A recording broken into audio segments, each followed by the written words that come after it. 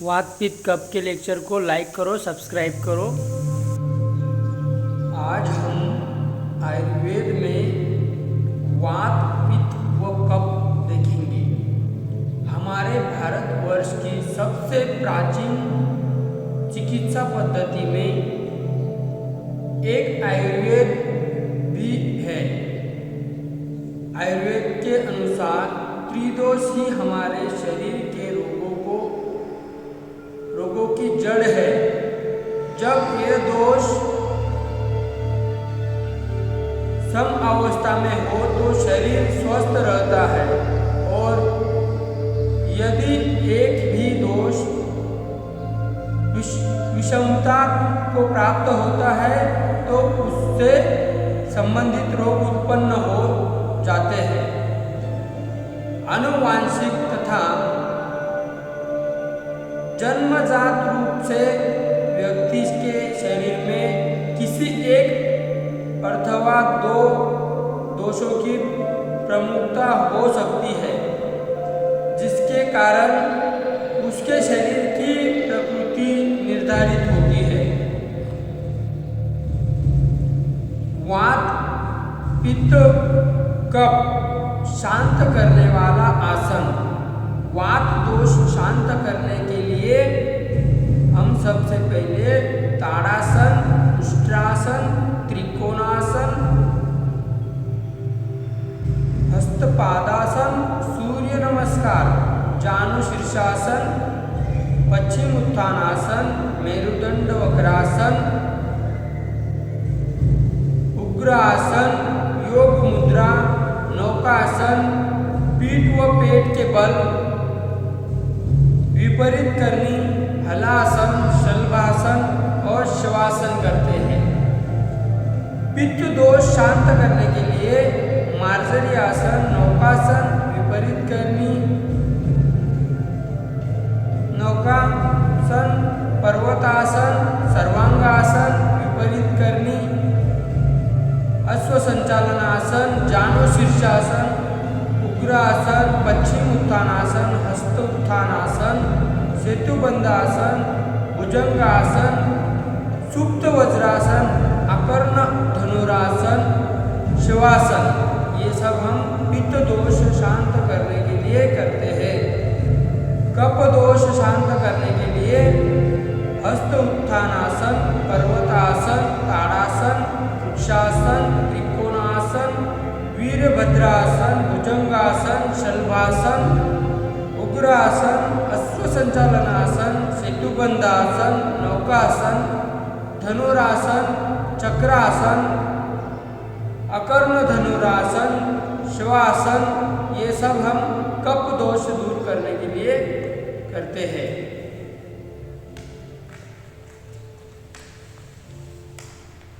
त्रिदोष एवं धातु की अवधारणा। त्रिदोष अर्थात तीन दोष, यानी वात, पित्त और कफ। इसी को महर्षि वाग्भट जी ने कहा है कि वायु पित्त कफ श्वेति त्रियोदोषा समस्तता, क्योंकि ये शरीर को दूषित करते हैं, इसीलिए इन्हें दोष कहा जाता है। ये दोष शरीर को तभी दूषित करते हैं जब स्वयं विकृत हो जाते हैं। प्राकृत अवस्था में दोष धातु मल ही शरीर को धारण करते हैं। दोष धातु मल मूत्र ही शरीरम कहा गया है। जब ये प्रकृतावस्था में रहते हैं तब शरीर को धारण करते हैं, इसीलिए समावस्था में स्थित वात पित्त कफ को धातु कहते हैं। और जब ये शरीर धारण के लिए अनुपयोगी होकर शरीर को मालिश करते हैं तब इन्हें मल कहते हैं।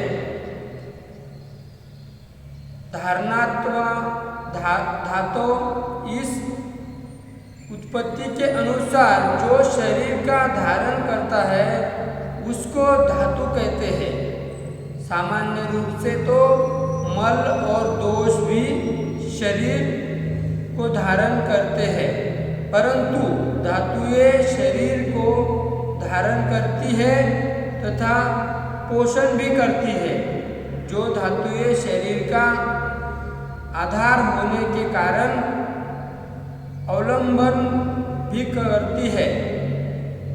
धातु शब्द का जो केवल धारण करने वाला यह शब्दार्थ किया गया है उससे केवल शरीर में आधार को ही ग्रहण न करके शरीर को बल, स्थिरता, दृढ़ता और पोषण प्रदान करना भी धातु शब्द से अभिप्रेत है। शरीर में धातुएं सामान्यता होती है। रस, रक्त, मांस, मेद, अस्थि, मज्जा और शुक्र ये सभी दोषों द्वारा दूषित की जाती है, अतः दुष्य कहलाती है। ये पूर्वोत्तर रस, रक्तदी धातुएं शरीर को धारण करते हैं और धातुओं के आहार है, अर्थात जिस प्रकार प्राणियों की वृद्धि का कारण आहार है, ठीक उसी प्रकार धातुओं की वृद्धि का कारण धातु ही है। जैसे रस से रक्त का, रक्त से मांस तथा मांस से मेद का इत्यादि। नमस्कार, हरि ओम। आज के इस लेक्चर में आपका मैं तहे दिल से स्वागत, वंदन, अभिनंदन करता हूँ और हमारे चैनल को लाइक, फॉलो और सब्सक्राइब करिए और अच्छे वीडियो देखने